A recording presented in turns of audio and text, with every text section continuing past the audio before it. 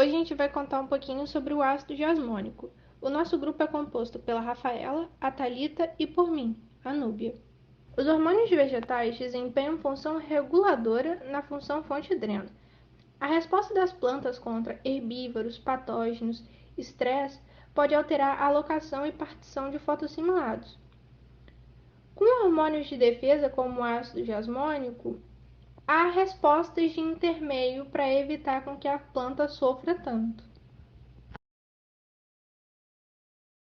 Quando ocorre algum tipo de estresse ou trauma, as enzimas fosfolipases fazem ligações de fosfoglicerolipídios para sintetizar moléculas de sinalização que geram uma resposta a esse estímulo externo. Ou seja, essa sinalização é como se fosse um alerta do organismo da planta dizendo que ele precisa tentar intermediar de algum jeito, que no nosso caso ali é o ácido jasmônico, que ele pode interferir também na maturação de pólen, da incidência da antena, abertura da flor e senescência. A senescência, no caso, seria como a troca de estação do ano. A planta acaba sofrendo algum tipo de estresse térmico ou hídrico e o ácido jasmônico entra nisso daí. Bom, praticamente todos os processos relacionados com o desenvolvimento e o metabolismo das plantas, elas são controladas por um ou mais reguladores de crescimento vegetal. E o ácido jasmônico, ele vem sendo considerado como pertencente a uma nova classe de fitohormonas e é conhecido como uma molécula sinalizadora por plantas em reações a ferimentos de herbívoros, situações de estresses, além de várias outras funções das plantas. A principal função do ácido jasmônico é a intensificação do crescimento dos pelos radiculares. Os compostos derivados do ácido jasmônico funcionam como moléculas sinalizadoras fundamentais na formação de tricomas em Arabidopsis. E isso pode ocorrer em dois casos. O primeiro é quando você tem poucos ou nenhum tricoma, que isso acontece devido à ausência de proteínas reguladoras positivas na formação do tricoma, que é o TTG1, IgL1 e IgL3, que são um complexo proteico que regula a expressão de outros genes. O segundo caso é quando há muitos tricomas ou há espaçamento irregular entre eles.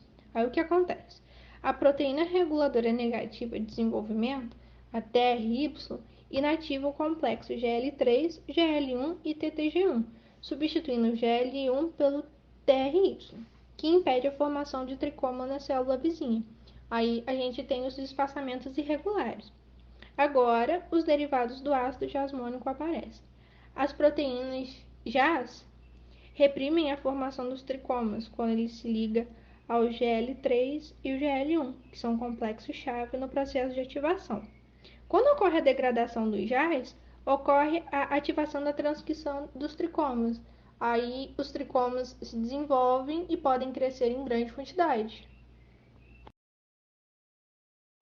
Uma importante rota de sinalização envolvida na maioria das defesas das plantas contra insetos herbívoros é a rota dos octadecanoides, que leva à produção do ácido jasmônico.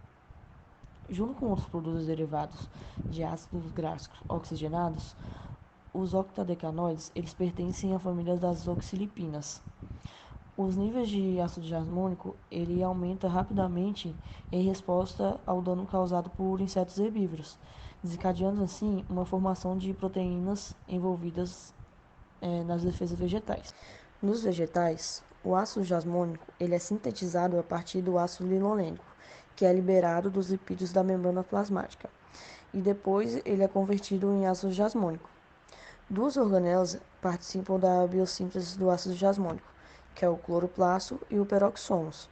No cloroplasto, um intermediário derivado do ácido linolênico ele é transformado em um composto cíclico e após ele é transportado para o peroxomo, onde as enzimas na rota de beta-oxidação completam a conversão em ácido jasmônico. Os jasmonatos, eles desempenham um papel importante na resistência de plantas contra os insetos e os fungos, que são patogênicos. As plantas acumulam os jasmonatos e seus derivados quando são feridas, ou quando elas são tratadas com elicitadores derivados de patógenos. O tratamento com esse jasmonato exógeno resulta em um aumento de expressão de proteínas envolvidas na defesa, como, por exemplo, proteínas antifúngicas e as fitolexinas.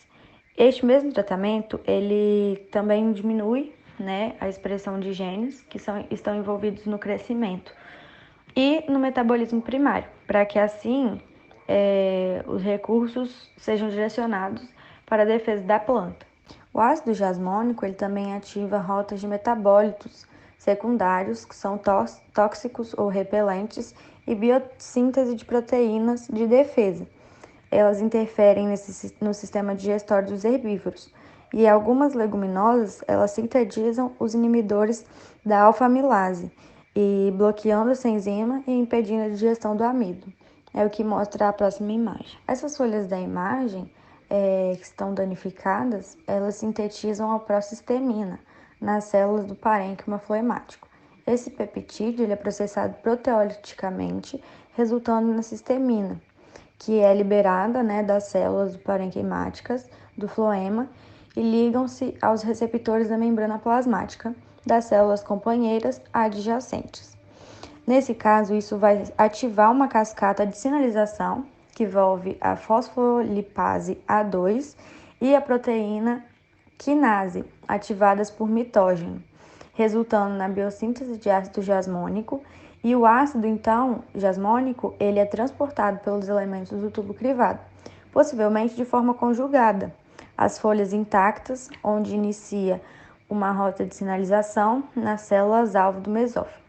Esse resultado tem como resultado a ativação dos genes de inibidores da protease. E os plasmodesmos facilitam a dispersão do sinal em várias etapas da rota. Em resposta à herbivoria, o ácido jasmônico se acumula em poucos minutos, no local onde ocorreu a lesão e próximo a ele. Como as plantas elas não possuem sistema nervoso, existe um sistema de sinalização elétrica, que ocorre a uma distância do local do dano. A transmissão desse sinal elétrico é mais eficiente para as folhas, diretamente acima ou abaixo dessa folha que foi lesionada. As plantas com genes de receptores glutamato, a onda elétrica não se propaga após o dano, ou seja, o jasmonato ele se reduz.